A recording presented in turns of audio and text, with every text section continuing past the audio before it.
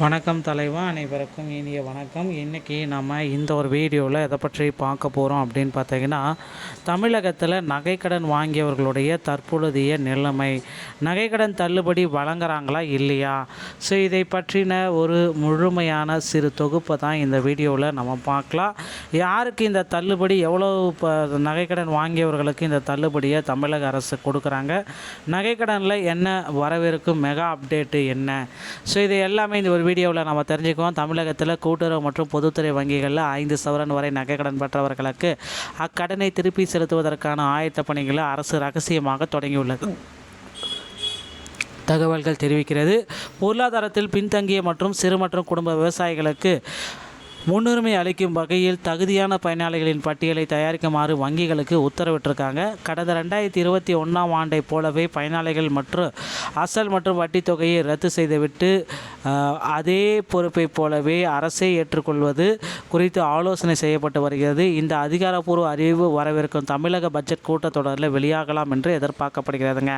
கடன் பெற்றவர்கள் மிகுந்த மகிழ்ச்சியில் உள்ளன. இந்த திட்டத்தின் கீழ் பயன்பெற விரும்புவோர் தங்களின் வங்கி கணக்கு ஆவணங்களை முறையாக தயார் நிலையில் வைத்திருக்குமாறு கேட்டுக்கொள்ளப்படுகிறது. தகுதியின் அடிப்படையில் மட்டுமே இந்த சலுகை வழங்கப்படும் என்பதால் வங்கிகள் தற்பொழுது அடமான விவரங்களை மிக தீவிரமாக ஆய்வு செய்து வருகின்றனர். ஸோ வரவிருக்கும் தமிழகத்தில் மெகா நகைக்கடன் தள்ளுபடியோடைய கள நிலவரத்தை பற்றி தான் நம்ம பார்க்கலாம். ஸோ ரகசிய தரவு எல்லாமே தயாரிப்பு பண்ணியிருக்காங்க. பயனாளிகள் பட்டியல் ரகசியமாக தயாரிப்பு பண்ணிகிட்ருக்காங்க. ரகசிய உத்தரவுகளும் பிறப்பிச்சிருக்காங்க.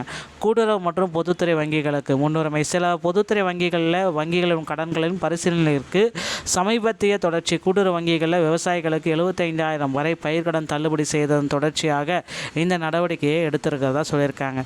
ஏழை எளிய மக்கள் மற்றும் விவசாயிகள் தற்பொழுதைய நிலை தரவுகள் எல்லாமே எடுத்திருக்காங்க. பட்ஜெட்டில் இதோடைய அறிவிப்பு வரலாம் அப்படின்ட்டு எதிர்பார்க்கப்படுகிறது. சாமானிய மக்களுடைய கூட்டுறவு வங்கிகள் 5 சவரன் வரை அரசு 4,000க்கும் மேற்பட்ட கோடிகள் நிதி ஒதுக்கீடு செய்ய போகிறாங்க. முழுமையாக நிறைவேற்றப்படுது 2021. ஆனால் இப்போ நிறைவேற்றப்பட முடியல. விவசாயிகள் கூட்டுறவு கடன் வங்கிகள் 75,000 வரை பார்த்திங்கன்னா இதை தள்ளுபடி கொடுக்கலாம் அப்படின்ற மாதிரி முதலமைச்சர் முதற்கட்டமாக பயிர்க்கடனை கொடுத்தாரு. ஆனால் இப்போ பார்த்திங்கன்னா இந்த நகைக்கடன் தள்ளுபடியில் ரகசியமாக அறிவிப்பு எல்லாமே போயிட்டுருக்கு. பொதுத்துறை வங்கிகளில் குறைந்த அளவு நகைக்கடன்மான வைத்தவர்கள் இன்னும் இறுதி செய்யப்படவில்லை.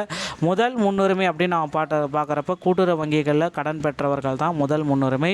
பொருளாதாரத்தில் பின்தங்கிய குடும்பங்களுக்கு அதிக வாய்ப்பு. அதிகபட்ச வரம்பு அப்படின்னு பார்த்திங்கன்னா ஒரு குடும்பத்திற்கு 5 சவரன் வரையிலான நகைக்கடன்கள் மட்டுமே இதில் வாய்ப்பு இருக்குது.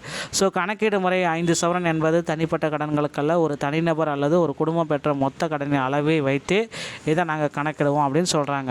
பொருளாதாரத்தில் பின்தங்கிய குடும்பங்களுக்கு இதில் முன்னுரிமை அப்படின்னு சொல்கிறாங்க. அதிகாரிகள் தற்பொழுது ஆய்வு செய்யும் தரவுகள் எப்படி இருக்குது அப்படின்னு பார்த்தீங்கன்னா, கடன் தொகை, நிலுவையில் உள்ள அசல் மற்றும் வட்டி எவ்வளவு, குடும்பத்தின் மொத்த கடன், ஒரு தனிநபர் அல்லது அவர் குடும்பத்தை பெற்ற உறுப்பினர்களின் கடனின் அளவு, ஒரே குடும்பம் பல கணக்குகளில் கடன் பெறுவதை தடுக்க. ஸோ தங்கத்தின் அளவு, அடமானம் வைத்துள்ள தங்கத்தின் எடை சராசரியாக 5 சவரனுக்குள் உள்ளதா, பயனாளிகளுடைய கடன் பெற்றவர்கள் சிறு மற்றும் குறு விவசாயியா அல்லது பொருளாதாரத்தில் பின்தங்கியவரா என்ற ஆய்வுகள் மேற்கொள்கிறாங்க. ஸோ அறிவிப்பு வரும் முன்னரே நீங்கள் தயாரிக்காக இருக்க வேண்டும். நீங்கள் உங்களுடைய வங்கி கணக்கு புத்தகம், கடன் பெற பயன்படுத்திய வங்கி கணக்கு மற்றும் ஆதார் பரிவர்த்தனை விவரங்கள் எல்லாமே எடுத்து வச்சுக்கோங்க. நகை அடமானம் வைத்ததற்கான அசல் மற்றும் ரசீது, தொடர்புடைய வங்கி ஆவணங்கள், உங்கள் குடும்ப அட்டை மற்றும் ஆதார் அட்டை எல்லாமே ரெடியாக வச்சுக்கோங்க. எப்பொழுது வேண்டுமானாலும் இந்த அறிவிப்பு வரலாம். ஸோ வரவிருக்கும் தமிழக பட்ஜெட்டில் இதற்கான அப்டேட்டை நம்ம எதிர்பார்க்கலாங்க.